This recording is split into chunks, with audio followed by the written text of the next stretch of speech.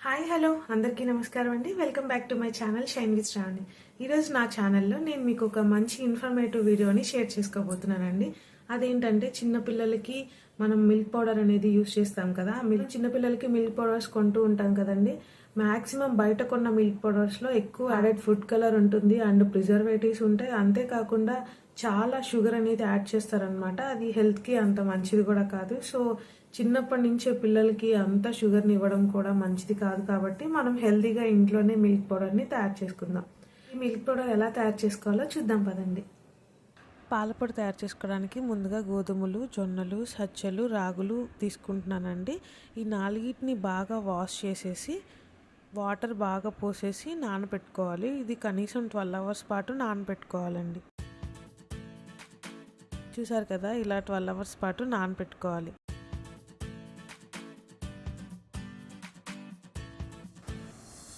చూసారు కదండి, 12 అవర్స్ నానిపోయిందనమాట గోధుమలు.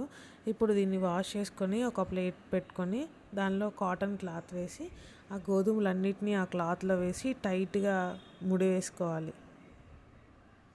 ఇక్కడ నేను చూపిస్తున్న విధంగా బాగా టైట్గా టై చేసుకోవాలి. అదేవిధంగా అన్ని పప్పుల్ని వాష్ చేసి ఇలా కాటన్ క్లాత్లో టైట్గా టై చేసి ఒక బౌల్లో పెట్టుకోండి.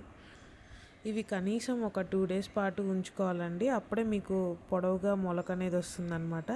చిన్న మొలక కన్నా పెద్ద మొలక వస్తే చాలా పోషకాలు ఉంటాయి. సో అందుకే 2 డేస్ పాటు ఉంచుకున్నాను నేను. 2 డేస్ తర్వాత ఓపెన్ చేసి చూస్తే చూసారా కదా, ఇలా వచ్చాయి.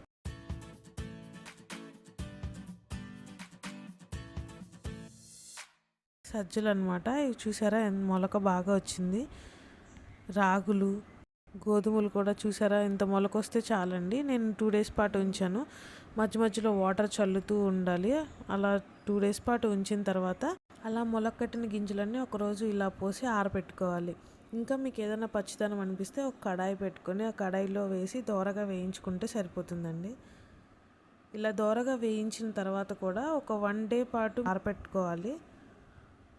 ఒక 1 డే పాటు ఆరనిచ్చేసి ఆ తర్వాత పౌడర్ చేసుకుంటే చాలా బాగుంటుందండి. లేదంటే ముందుగా పౌడర్ చేసుకోవడం వల్ల మీకు త్వరగా పౌడర్ అనేది పాడవడం అలా జరుగుతుందన్నమాట. ఒకరోజు పాటు ఈ వేయించిన పప్పులు కూడా ఆరనిచ్చి అప్పుడు పౌడర్ చేసుకోండి.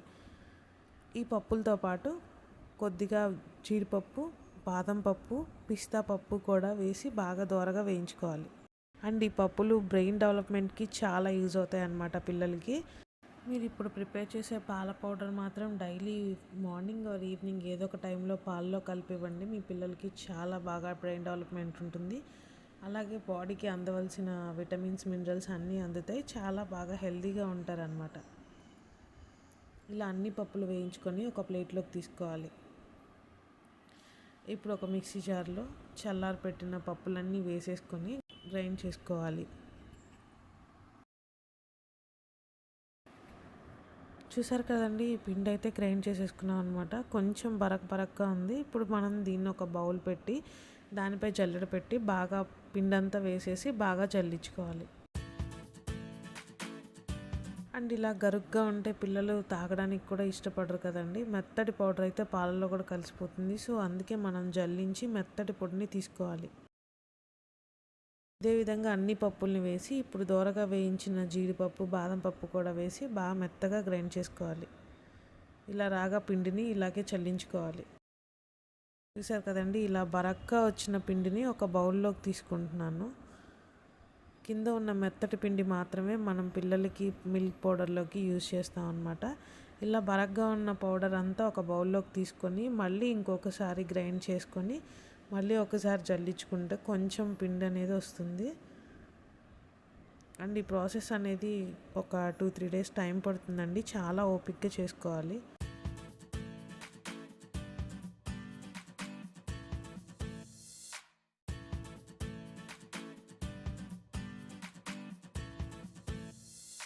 సరే కదా, మళ్ళీ గ్రైండ్ చేశాను. ఇలాగే మళ్ళీ ఆ పొడి అంతా మళ్ళీ జల్లించుకోవాలి. ఆ మిగిలిగా రఫ్గా వచ్చిన పౌడర్ మాత్రం ఒక బౌల్లోకి తీసి పక్కన పెట్టుకుంటున్నాను. దీన్ని కూడా ఇంకొక రకంగా యూజ్ చేస్తాను అనమాట. అది మీకు తర్వాత వీడియోలో నేను షేర్ చేసుకుంటాను. ఈ మెత్తగా వచ్చిన పొడి మాత్రం ఎయిర్ టైట్ కంటైనర్లో స్టోర్ చేసుకోవాలి. ఈ పౌడర్లో స్వీట్నెస్ కోసం ఎండు ఖర్జూరం పొడిని కూడా యాడ్ చేసుకోవచ్చండి, ఇంకా చాలా మంచిది అది. అండ్ ఈ పౌడర్ ఎలా తీసుకోవాలంటే ఒక చిన్న బౌల్లో ఒక 4 టేబుల్ స్పూన్ పాలు పోసి ఒక 1 టేబుల్ స్పూన్ ఈ పౌడర్ వేసుకోవాలండి. ఈ పౌడర్ ఉండలు కట్టకుండా బాగా కలపెట్టుకోవాలండి. ఇప్పుడు ఒక గ్లాస్ మిల్క్ని వేడి చేసిన తర్వాత ఈ పౌడర్ వేసేసి బాగా 2 నిమిషాల పాటు కలపెట్టుకుంటూ ఉండాలి. పాలు కొంచెం తిక్కుగా అవగానే స్టవ్ ఆఫ్ చేసి చల్లారిన తర్వాత పిల్లలకి తాగించేయాలండి. ఈ మిల్క్ పౌడర్ పిల్లలకి ఇవ్వడం వల్ల వాళ్ళు హాస్పిటల్ బారిన పడకుండా చాలా హెల్తీగా ఉంటుంది. ఇంట్లో ఎవరైనా పిల్లలు ఉంటే ఈ మిల్క్ పౌడర్ని తప్పక ట్రై చేయండి. నా వీడియో కనుక మీ అందరికీ నచ్చినట్టయితే please subscribe to my channel and పక్కనే ఉన్న బెల్ ఐకాన్ని క్లిక్ చేయడం మాత్రం మర్చిపోవద్దు. Thank you for watching.